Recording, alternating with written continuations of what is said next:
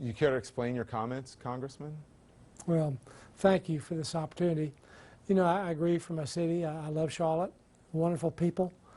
I know many pastors in the African American community, and I trust and support them so much. And I am hurt by what's taking place. And frankly, I apologize for the comments.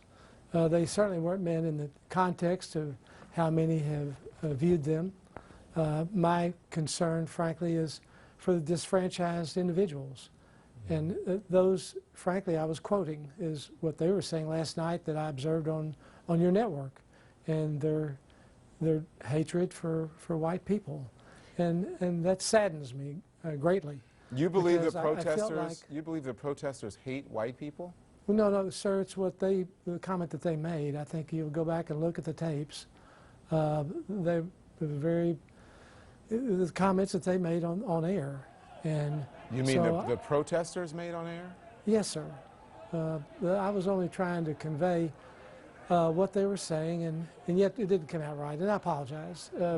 I have many, many dear friends in the African American community, and those, frankly, and my colleagues in the United States Congress, and I've gone to them tonight and really apologize to them, because that certainly is not the spirit of who I am. But let's walk through what you said. You said they hate us because we're successful. They hate white people because white people are successful. How is that taken out of context, with all due respect? Sure. Well, I think what I'm trying to communicate was that what has occurred with the economy has left them out. When you look, frankly, at the last 8 years of the current economy, the demographic group who has moved the least up the economic ladder are low-income minority people. And that's the reality. That's a fact.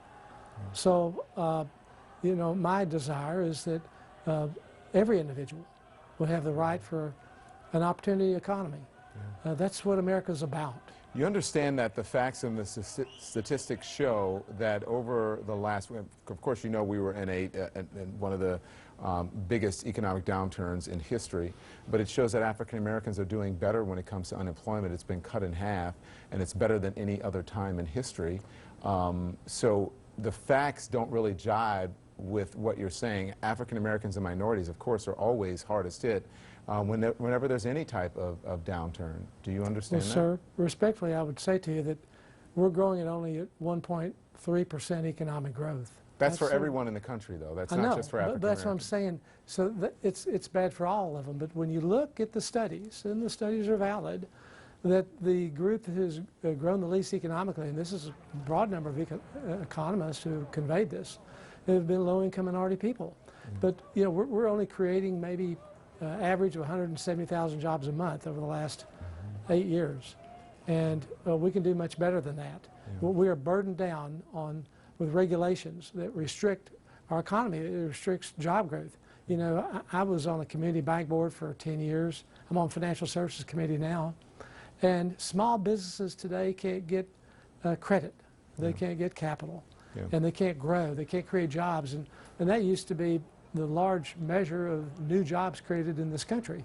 And so when you can't grow a bigger pie, it hurts everyone, but disproportionately, frankly, it has hurt the African American community more. Well, it is African American community. African Americans have always been at the bottom of the economic realm, even with 43 other presidents and in other administrations. That's just because of the history of this country. I would encourage all of our viewers who are watching to do their research and look at the facts and the numbers, and not just to rhetoric that happens on the campaign trail or because of ideology. No, but I would have to hang on. I don't want to argue with you about the numbers. I understand that. And listen, I have to respect at least that you're coming on to discuss this. So let's talk about, you also said that we're in a welfare state.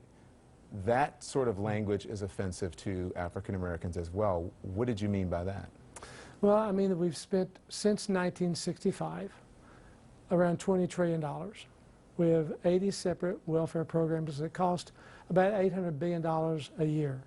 And we have restricted the life and the opportunity of many people because we have provided programs that don't allow them to grow and be who they can be. Do you say that same thing to white people who are on welfare? Because there's a large number of white people who are on welfare Yes, as well. I would say that. I think the entire welfare programs need to be reviewed and reformed. Okay. And So let I me do ask you, believe while I have you here, what would you say tonight in order to correct the record and change your message? Was this a learning point for you at all? What do you want to say to the people who are watching? Well, I love my community, and I am very sorry for the way of how I said what I said. My desire is that everyone could grow up the economic ladder and have experience the greatest benefit of the American opportunity. And so I've come on the air just to apologize in every way I can, to say that the way I've said it and how it's communicated wasn't the best way, it wasn't the most appropriate way, and I apologize. As a leader, what are you going to do to fix that? Because words can be hollow sometimes. There has to be action behind I appreciate that. Well, that's what we're about. You know, we have reforms we call A Better Way, and I hope that viewers will go and they'll look at A Better Way, because we provide reforms we feel like can change this country and give opportunity for everybody, no matter where they are on the economic ladder or whatever the racial involvement is. We want everyone to succeed and be all that they can be in this country. Congressman Robert Pittenger, thank you. I appreciate you coming back on. Sure, good to be with you. We'll be right back.